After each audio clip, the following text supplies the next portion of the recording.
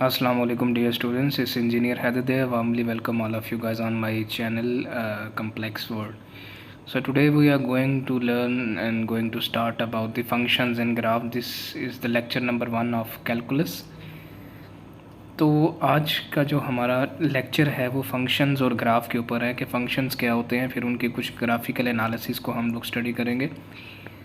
तो अभी हम लोग जो स्टार्ट कर रहे हैं पार्ट ए में, वो हम लोग स्टार्ट कर रहे हैं फंक्शन क्या होते हैं इन जनरल ओवरव्यू। अभी इसमें सिर्फ मैं दूंगा, बाकी हम एग्जांपल्स को सॉल्व करेंगे।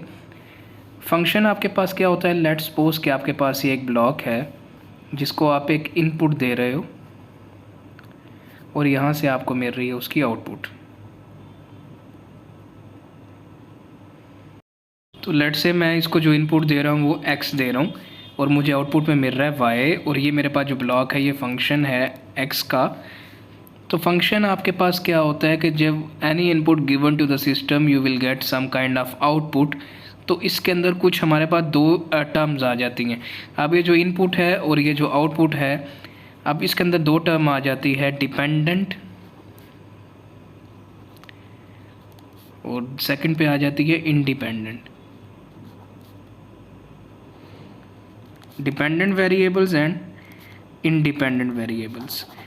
ओके, डिपेंडेंट वेरिएबल आपके पास क्या होते हैं? डिपेंडेंट वेरिएबल आपके पास वो वेरिएबल्स होते हैं कि जिनकी वैल्यू किसी चीज़ पे डिपेंड कर रही होती है। आपको उस चीज़ की वैल्यू तब आपको मिलती है जब आप इसका जो इंडिपेंडेंट टर्म है उसकी कोई ना कोई वैल्यू पुट करेंगे तो आपको उस चीज़ की वैल्यू मिलेगी। अब x, इसकी मैं एक एग्जांपल आपको देता हूँ। Let's say x equals to y plus 1 है, ये आपके पास इक्वेशन है और अब आपने इसमें बताना है कि डिपेंडेंट वेरिएबल कौन सा और इंडिपेंडेंट वेरिएबल कौन सा है। तो मैं क्या करूँगा, लेट y इक्वल्स टू 0। मैं y की कोई वैल्यू अज्यूम कर लेता हूँ कि 0 है, तो x की वैल्यू मेरे पास क्या आ जाएगी, 1। अब मैं कहता हूँ लेट y इक्वल्स टू 1, तो x की वैल्यू मेरे पास क्या आ जाएगी, 2। अब मैं कहता हूँ लेट y इक्वल्स टू 2, तो x की वैल्यू मेरे पास क्या आ जाएगी, 3।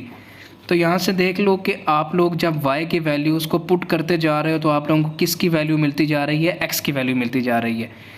तो x की वैल्यू जो है ये किसके ऊपर डिपेंड कर रही है, y की वैल्यू के ऊपर डिपेंड कर रही है।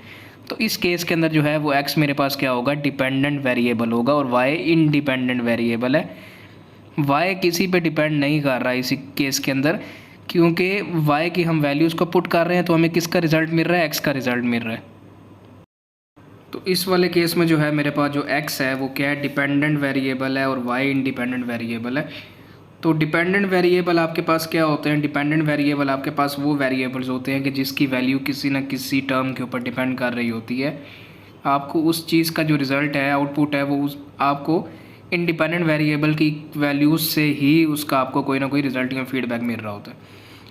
तो ये फंक्शन के अंदर भी जो है ये डिपेंडेंट और इंडिपेंडेंट वेरिएबल्स को हम यूज़ करते हैं। इनपुट जो होती है सिस्टम की, वो आप अपने फंक्शन को देते हो तो आपको कोई ना कोई रिज़ल्ट के अंदर एक आउटपुट मिल रही होती है। x मैंने इनपुट दे दी है, y इसमें मुझे क्या मिल गई है, आउटपुट मिल गई है। लेट्स से कि मैं एक सिस्टम को जो दे रहा हूँ 2 दे रहा हूँ, मुझे रिज़ल्ट में 4 मिल रहा है। अगर मैं सिस्टम को 3 दे रहा हूँ मुझे रिज़ल्ट के अंदर जो है वो 9 मिल रहा है। अगर मैं सिस्टम को जो है 4 दे रहा हूँ मुझे रिज़ल्ट में 16 मिल रहा है। तो मेरे पास आउटपुट की इक्वेशन क्या बनेगी, y। अब यहाँ से आउटपुट की इक्वेशन निकालनी है, तो यहाँ से आप देख सकते हैं अगर मैं 2 दे रहा हूँ 4 आ रहा है तो मुझे स्क्वायर टर्म मिल रही है यहाँ पे।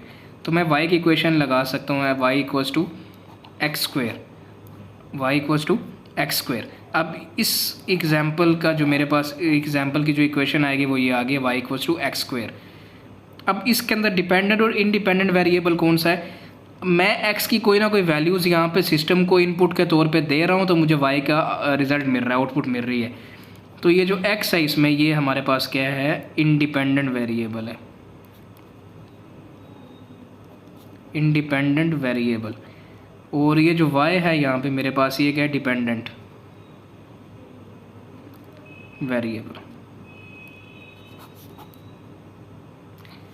तो ये आपके पास फंक्शन की डेफिनेशन है। Any input given to the system you will get some kind of result और आउटपुट।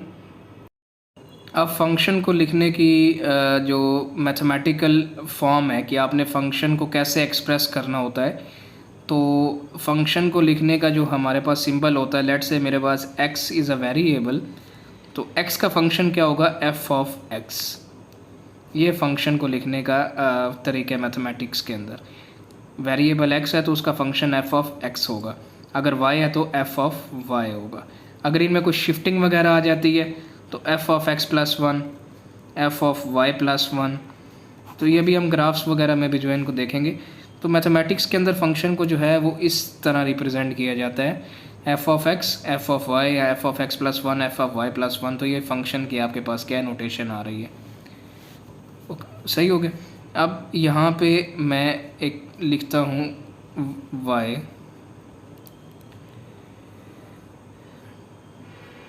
y की वैल्यू y की वैल्यू जो है वो डिपेंड कर रही है इस x प्लस 1 के ऊपर।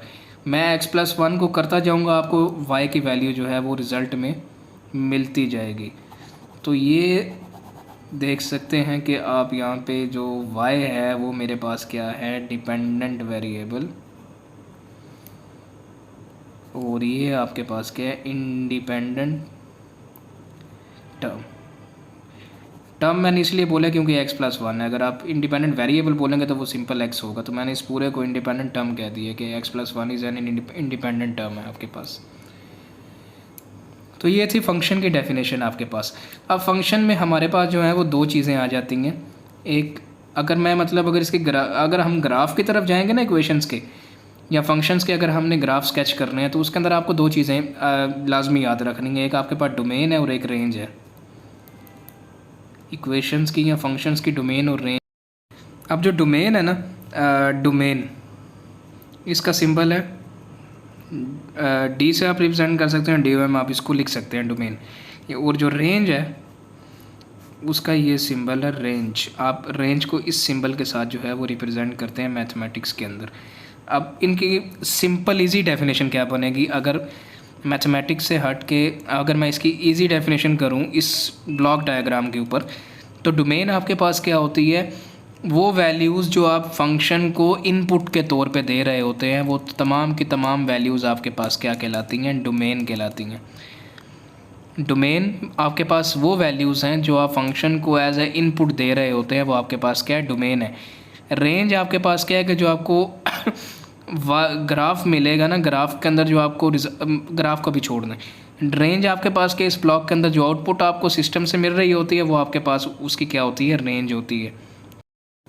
अगर मैं ग्राफिकल टर्म के अंदर बात करूं तो अभी ग्राफ आगे हम स्टडी करेंगे कि ग्राफ क्या होते हैं और ग्राफ कैसे स्केच किए जाते हैं, कोऑर्डिनेट्स क्या होते हैं, वो भी हम आगे देखेंगे इसको। तो इन जनरल मैं आपको यहाँ पे बता देता हूँ, जो डोमेन होती है वो आपके पास होती है इंडिपेंडेंट। डोमेन आपकी जो होती है वो इंडिपेंडेंट होती है, इनपुट होती है सिस्टम की, वो किसी चीज़ पे डिपेंड नहीं कर रही होती है। तो ग्राफ में आपने एक चीज़ याद रखनी है कि ऑलवेज जो है वो इंडिपेंडेंट टर्म जितनी भी होती हैं हमारी, वो आपके पास किसके ऊपर होती हैं, एक्स एक्सिस के ऊपर होती हैं आपकी तमाम इंडिपेंडेंट टर्म्स। और जो रेंज होती है वो आपके पास डिपेंडेंट होती है किसके ऊपर, आपकी इनपुट के ऊपर। रेंज जो है वो आपकी आउटपुट होती है, और ये आपके पास जितनी भी डिपेंडेंट रिजल्ट होता है वो आपका आता है वाई एक्सिस के ऊपर। ठीक है, तो डोमेन एक्स एक्सिस पे क्यों है, क्योंकि डोमेन इंडिपेंडेंट है, और इंडिपेंडेंट टर्म जो है वो एक्स एक्सिस पे आती है, और जो रेंज है वो वाई एक्सिस के ऊपर जो है वो हम ग्राफ के अंदर जो है वो स्केच करते हैं।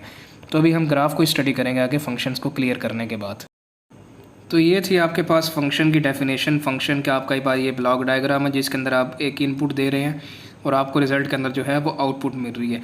आपके पास इसमें दो चीज़ें आ जाती हैं, डिपेंडेंट और इंडिपेंडेंट वेरिएबल आ जाते हैं, और उसके बाद आपने यही याद रखना है इसकी नोटेशन क्या होती है। हमारे पास डोमेन और रेंज का कंसेप्ट आपने याद रखना है, डोमेन क्या है और रेंज क्या होती है। तो ये था आपके पास फंक्शन आपके पास इजी वर्डिंग में मैंने आपको फंक्शन की डेफिनेशन यहाँ पे एक्सप्लेन कर दी है कि फ़ंक्शन बेसिकली होता क्या है मैथ्स के अंदर।